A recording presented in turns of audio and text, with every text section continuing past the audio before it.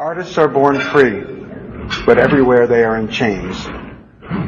To loosely paraphrase Jean-Jacques Rousseau at the cusp of the Enlightenment. Whether we are talking about the chains of the conceptual or the dungeons of deconstruction, the leg irons of irony or the shackles of shock, all have been forged link by link and yard by yard, paying lip service to composition and design, while long ago having abandoned all of the parameters of fine art, where paramount great subjects and themes with drawing, modeling, perspective, color, tone, and of course expert manipulation of the paint.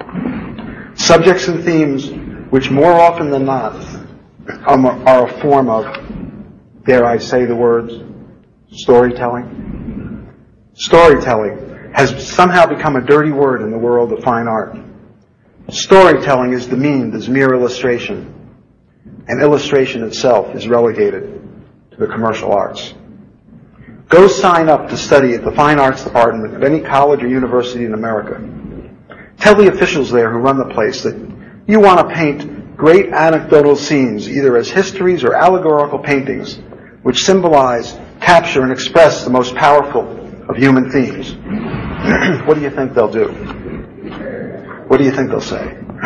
After looking down their nose at you, trying to figure out how they can say what they want to without insulting you, they'll politely tell you, well, dear, you really need to go and see the Department of Commercial Arts. They will tell you that storytelling is not what they do. It doesn't interest them. It's not a fitting purpose for fine art. What is fitting? Form, for its own sake. Color, for its own sake. Line or mass, for their own sakes. They're far more worthy of accolades and merit than recreating scenes from the real world, or from our fantasies, myths, or legends about our hopes, our dreams, and the most powerful moments in life. Empty canvases or empty rooms or piles of rocks are more important and far more relevant subject matter than the moments in life that describe and define our shared humanity. Squares of color are superior to subjects about people of color. Layers of textured paper trumps showing the layered textures of life. Dribbles of paint are more compelling than a child learning how to dribble a ball while perhaps being mocked in the schoolyard. Self-consciously arranged boxes eclipses the passage from self-conscious adolescent to self-assured adult. And the light blinking on and off in an empty room attracts journalistic praise, while the blinking passage of life and time are but worthless sentiments.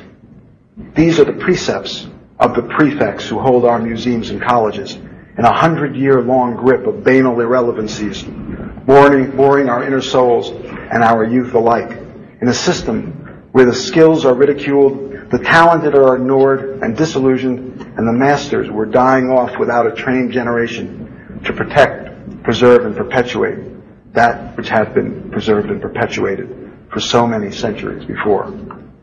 I'm incredibly fortunate to be speaking to you on the cusp of one of the most important moments in all of art history. It is very rare indeed for people to have the opportunity of living through major cultural shifts in the underlying tectonic plates of the art establishment, which are bringing about a worldwide shift in the perception and definition of what constitutes great art. And the institutions which themselves must change or perish if they are going to survive. After more than a century of blind alleys, nightmarish detours, and mind-numbing art speak to boost up what should have been rejected long ago as lacking the relevance which the modernists insist is missing from the real artists of today and the real artists of the 19th century, those who chose not to lead the way to Jackson Pollock, Mark Rothko, or Andy Warhol. It seems for most of the past century, there has been what is best described as a conspiracy, both tacit and willful, to malign and degrade the reputations and artwork produced during the Victorian era and its counterparts in Europe and America. This struggle for the reappreciation of traditional realism continues to the present day. There is now an overwhelming preponderance of evidence that has come to light, which makes the modernist argument about and the descriptions of this era appear to be exactly what they are: pathetic lies and distortions fabricated in order to denigrate some of history's finest art and artists, in order to elevate the unskilled works by untrained hands that have been lionized by the tenets of modernism that came directly after them.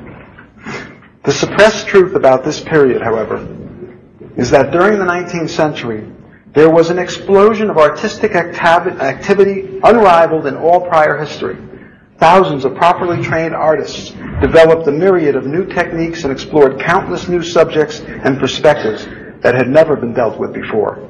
They covered nearly every aspect of human activity. The artists and writers of the day identified, codified, protected, and perpetuated the great humanist values and momentous age of reason discoveries of the day. The writers, for their part, were praised and celebrated to the heavens, while the artists were ridiculed and slandered. But working together, they helped free the slaves, protect the environment, stop child labor, eradicate unsafe working conditions, ensured women in the vote and equal rights, broke up monopolies and assured minority rights. And for this, their payback has been to dismiss their work and denigrate their methods and lie about the meaning of their subjects and berate their achievements. Why? Because they didn't lead the way to splattered paint, blank canvases, or industrialized Campbell soup cans, and therefore they were called irrelevant. And therein lies the main topic for tonight. For the purpose of this talk, I will focus especially on the concept of relevance that one hears bandied about in discussions about artists and art movements. These artists are not considered relevant by modernism. Only works and techniques that shed all the former definitions and parameters of fine art were to be considered relevant.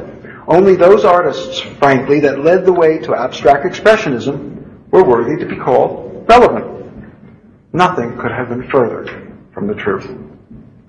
Relevance must be understood on many levels, and perhaps the most important of all is the historical context and how that relates to today's world. Ladies and gentlemen, what was happening in history at that time was nothing short of momentous. I am speaking about some of the most significant events in all of human history.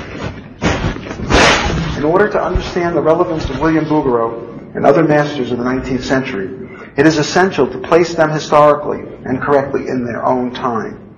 Then we can see how truly relevant they were and also understand why they have not been given their due respect by the reigning ideology. First, 99% of all paintings being done between 1850 and 1900 were not Impressionism and Post-Impressionism. Instead, it was academic art which was taught in the great academies of the time and exhibited in the yearly European exhibitions and at the Paris Salon. This word academic art has come to be used in a dismissive or disparaging way, called petty, banal, mundane, and uninspired. However, academic more accurately means a dedication to standards of excellence, both in training and in artistic execution, and a dedication to teaching and learning with great discipline and devotion to the methods, developments, and breakthroughs of prior generations.